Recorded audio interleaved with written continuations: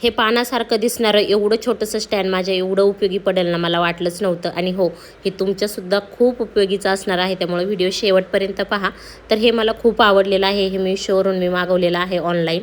तर याचं ना 2 आले होते, एक मी गावाला दिले आणि एक मी माझ्यासाठी ठेवलेलं आहे.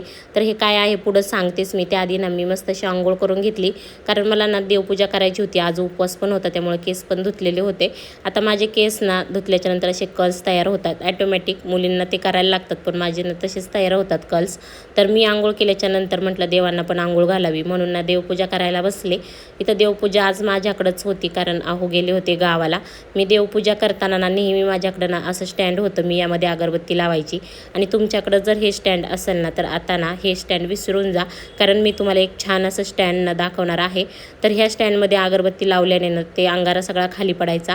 पण हे जे आहे ना स्टँड, तर यामध्ये अगरबत्ती लावली ना तो अंगारा ना ह्या स्टँडमध्येच पडतो आणि खाली अजिबात खराब होत नाही. मला हे खूपच आवडलेलं आहे. मी बऱ्याच जणांना हे सजेस्ट पण केलेलं आहे, म्हणून म्हटलं तुम्हाला पण हे दाखवावं, तुम्हालाही खूप उपयोगी पडेल हे.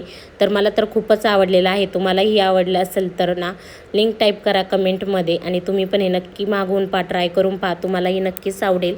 याची 100% गॅरंटी आहे. बाय, भेटूया.